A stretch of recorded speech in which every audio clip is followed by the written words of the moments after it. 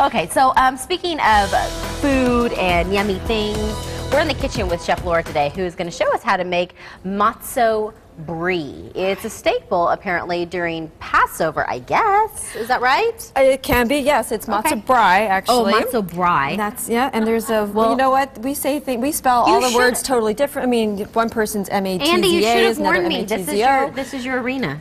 I thought it was really cute that you said matzo. Oh, what is it? Matzah. It's matzah? But I'm not making fun. I just think it's cute. Matzo Brie. Matzo Brie. Okay, I'm in. This is what gives us right rampant amounts of conversation. Exactly. So Matzo Brie, it actually means fried matzah. Okay. And during Passover, because we're not allowed to eat any kind of leavened bread, okay. So we eat our unleavened bread, which is matzah, we try to find unique ways to incorporate it into the week. Otherwise, we go hungry. You get kind of bored, yeah. And hungry. Very hungry. Yes. So Matzo Brie in its base, okay, is just comprised of the matzah, some hot water to soak it, to soften it up, and then we make a little mixture of egg and milk. So kind of think of that in terms of like French toast. Okay. Okay, but we have to soften the matzah first, which is what we're going to get started with. Matzah. So I'm going to give you a little job here. You can start breaking this up into pieces just like this, okay? Why does it matter the size? Because we're going to have to fit into our mouth later. Oh, okay. So it's not going to, we're not going to do it so much so that it completely, you know, disintegrates. No, keep them fairly big, as a matter of fact. So we're going to soak this in some hot water for about a minute. Why hot water? I mean, because if it's watered, isn't it going to? You know, I have to segue for just a second, because you're asking all these funny questions, and at Passover we have the Seder, right? And there's the 4 questions that we ask during the service. And so we ask things like, why is this night different than all other nights? Right? I've got 3 more in my pocket, You're so like just the wait. why girl this morning. I know. In a minute we're going to open the door for Elijah the prophet, and there he'll be. So go ahead and keep opening these up, or breaking these up. So I just had to point that out.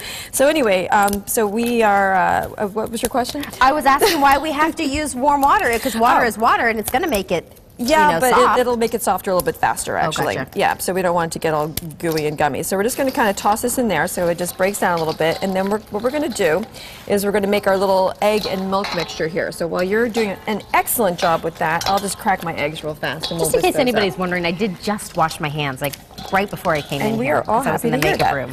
So at Passover, too, I always joke, one of the biggest staples of our diet is the egg. I think we go through more eggs at Passover than we did for the rest of the year. And Andy, you're welcome to agree with me on that one if you heard that. We eat them hard-boiled, we eat them scrambled. Why is that?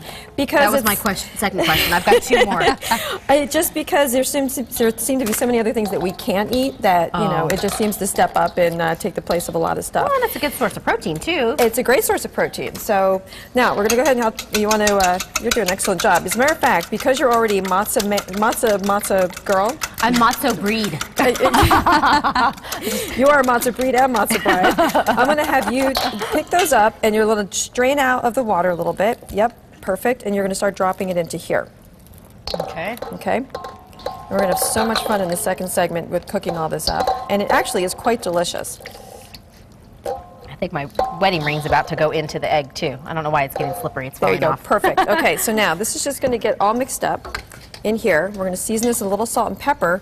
And what we'll do next is, in the next segment, we're going to saute off some sweet onion, and we're going to fry this.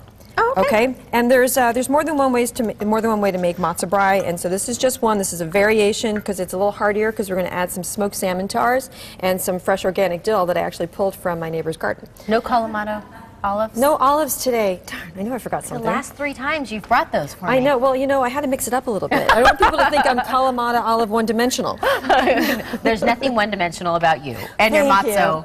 Matzo Brie. Matzo Brie. Words of the day. All right. We're going to move a little bit further in this recipe coming up here in the next couple of minutes.